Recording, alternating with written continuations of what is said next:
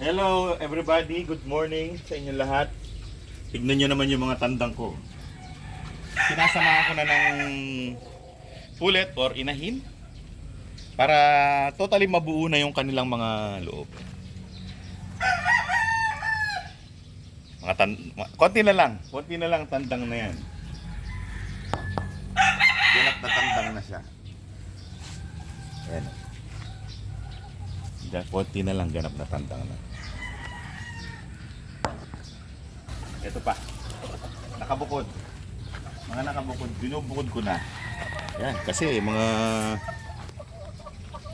gal yan. Gal. Gal. So, pure gal yan ha. Pure gal. Binubukod ko na. Tapos, may mga lemons na nakabukod na talaga. Ito. Saan natin dito?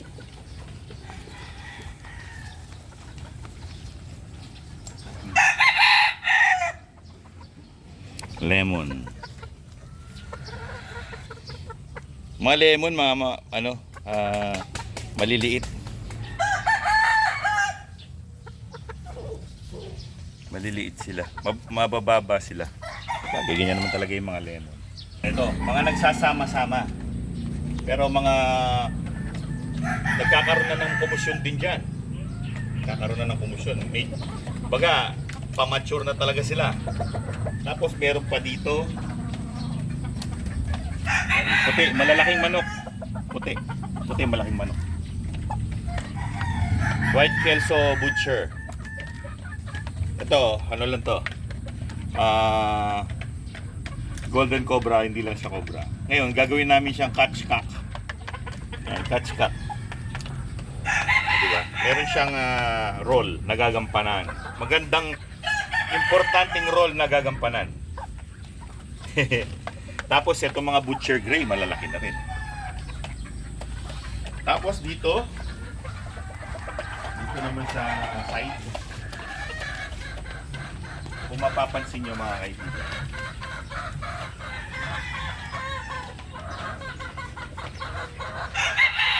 tumatantang na rin. Isang lemon sa baba at isang gal. Lemon and gal. Pag may white yung buntot, either na butcher siya o gal. Pero kapag pure black na ganyan, lemon. Lemon. Gal. Patandang na yan. Konting-konti na lang. Itong gray nagpaling. Ang pagiging paling ng manok sa susunod na episode. Oo. Ano yan, mahina yung muscle nila dito sa may butot. Diba? Okay, next episode naman yun. Yung provender. Di ko alam. Yung inihaw, di ba? Pag kinakain mo yun, may muscles ang dalawa dun sa may butot. Mahina. Yung isa doon mahina. Hindi niya kayang hilahin. So, eto pa.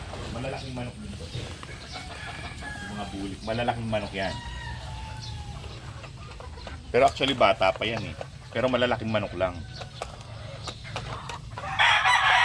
Tapos pag ginawakan mo parang mga mga yung katawan broadcock eh. Ang lalaking katawan eh. Tapos bukod pa sa mga nakita niyo mga kaibigan, meron na akong mga ganap na tandang. So, umpisahan natin dito sa favorite ko na ganap na tandang. Nandito muna siya ngayon kasi sinesafety eh. Bakit ko favorite? Kasi naman po, napakabait. Huwag mo katapakan yung iyong napakabait na tandang nito. Isa siyang pure gal. Diba? Mayabang na yan. Yellow legs. Yellow legs siya na, straight ang mga daliri. Walang baliko. Tapos, malalantik ang mga paa. Magandang tubo ng buntot. Straight comb din. Yung palong niya baliko o maliit o ano, hindi proportion ng palong. Sa ulo, medyo okay lang. Yan. Red. Ito yung pinaka-favorite kong gal. Dahil napakabait niya, napakabait. Kapag nung nandun siya dati, pag nagpapakain na ako, lalapit na kagad yan. O, diba? Kapag ang manok, kapag ganyan, tandang pa lang yung maano na sa tao, asahan mo magiging mabait yan hanggang sa maging ano siya, maging matanda. Katulad ni Batman. So, iba naming mga manok dito, yung mga matatanda na, hindi ko ganong hinahawakan kasi minsan mailap. Minsan naman mabangis, katulad ni Rudy. Hindi mo mahawakan. Diba? Meron na akong tandang. At hindi lang yan. Meron pa ako doon. So, puntahan natin yung iba. Medyo mailap yung lemon na tandang. Yung butcher mabait. Ito naman, ang pinaka-panganay kong tandang. Ay, huwag kayong alalabas. Pababait din. Pababait din niya, kaya... Excuse me. Marites ka rin eh. Ayan. Amboy, excuse, Amboy. Ay, naku po. Pag ito, nahawakan. Sino? Dali lang. Amboy kasi hindi lumalapit eh. Ito, pag nahawakan ng kung sinong hahawak. Naku po. Ang ganda ng katawan. Medium station. Yung pag sinabing bulto, eto talaga bulto. Ang ganda ng katawan.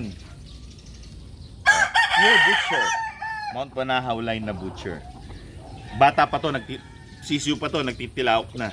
Kaso nga lang, yung kanyang daliri. Ayan o. Yung isa niyang daliri. Nung bata kasi siya, tinuka, ngayon nagkaroon ng dugo, syempre. Tinuka ng tinuka, hanggang sa natanggal yung kuko niya. Oh. At kung gusto niyo mapanood kung paano siya kumilos, ako po, nakakabilib. Pwede niyong puntahan ng aming Bilibili account. At doon nyo hanapin. Medyo ano lang siya, marungis. Di ko kasi ganong pinaghahawakan. Dahil sa naglulugo, no, konti lang yung kanyang buntot ngayon. Ganda, bultong bulto. Dito naman tayo sa aming lemon. Ito yung unang lemon na nag-mature. Actually, sa lahat ng mga maliban dun sa butcher, siya yung sumunod na nag-mature. Pero medyo bata to kaysa dun sa iba. Early maturing. Kaso, maliliit.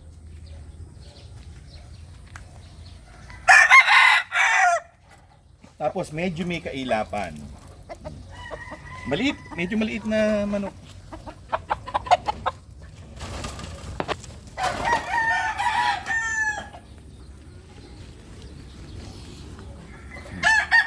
May kailapan.